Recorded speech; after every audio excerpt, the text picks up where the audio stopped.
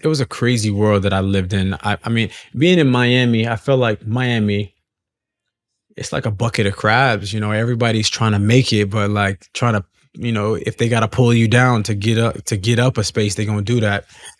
And I had to try to find my way. And I tried so many different ways. I mean, I would go out and pass my CDs out in the street. I would go to different clubs. I was in the strip clubs trying to get the DJ to play my music. Wow. Definitely underage, trying to get in to like just reach the DJ. Like, can you play? Can you play this? Can you play this? Try to slip the security like a little money. Like, I just want to get my song played, man. I just want to get my song played. So I've really been through this circuit, man, and it was by any means necessary. I was going to try every single thing. And what worked for me to even make music, I had to pose as a songwriter and be like, "Hey, can we just try to pitch some records, to other people?" Because when I went in and I was like, "I'm an artist," producers are like, I ain't trying to work with no new artist right now. I'm trying to Mm. get paid. Yeah. I ain't trying to work with nobody new. But as when I came in as like a songwriter, I'm like, hey, let's go pitch to this person or this person. People were more receptive of that, and I was just like, oh, I'm gonna take these songs and put it on my demo, and then hopefully somebody will notice me. And oddly enough, those songs started to get placed with different artists, Yeah. and that's kind of what propelled me. I mean, it's an amazing. I mean, right? It's like the similar story with Charlie Puth, who started out as a songwriter, writing pieces for other people, and that was what he was going to do.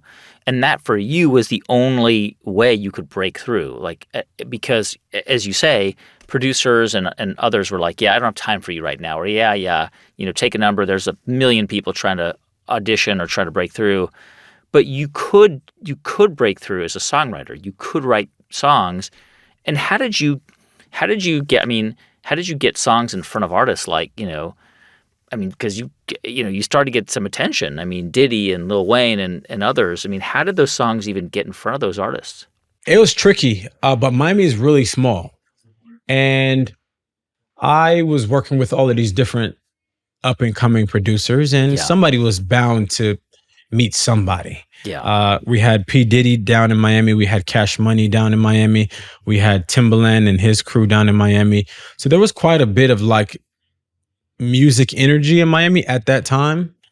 Uh, but it seemed like closed off. Like you couldn't like get yeah, in any way. And it wasn't until Diddy brought Making the Band to Miami, which was a TV show back in the day. I don't know if you remember that yeah, TV show. But he brought in like a ton of different producers and a ton of different writers from all over and flew everybody down, and everybody would record in this one studio. And I got invited to that studio by one of the producer friends that I knew. And uh, it was in a meeting with Seven Aurelius where he had these doves in the studio. He had like these fog machines in the studio, and I walk in and I'm like, "Holy shit! Like, where am I? Like, this yeah. is crazy." And then he has like Prince playing on a TV screen, and then all over the walls he has number one in 50 countries, biggest song in the world. So like, just like positive things that like he's like looking at in the within the room so that he can kind of will a hit. And I thought it was really interesting. But as a 16, 17-year-old kid, I'm like, holy shit, like what the fuck did I just walk into? And he sits me down, he's like, listen, I'm gonna give you a chance. You just have to write a song to this beat right here. So I take the boombox and he's like, go sit over there. He comes back like 10 minutes later and he's like, what you got? And I'm like, it's only been 10 minutes. I got this hook. And he was like, sing it for me. And I sing him the hook and he's like, all right, come in the studio, meet Cassie. Wow. And I'm like, holy shit, I get to meet Cassie. This is lit. And that was like one of the first like real kind of opportunities that I got within the music industry, and Wow. Seven Aurelius gave me a chance, and from there, it just snowballed, and I just started to work with different artists. How did you end up meeting J.R. Rotem, who you would end up sort of signing a deal with? He was a label producer and executive, and Yeah, how'd you meet him? man, through MySpace. MySpace Wow. was the social media king back in the day. You were just putting your own music up on MySpace. Yeah, and his brother found my page, didn't tell JR anything about it. He just started to communicate with me and started to send me beats.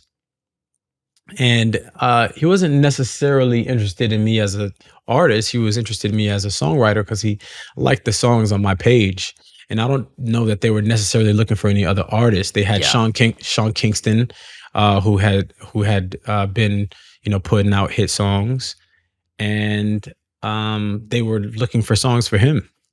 And eventually, I think like about a year and a half, 2 years later, after I had been sending them record after record after record, they flew me out to LA to potentially sign as a songwriter.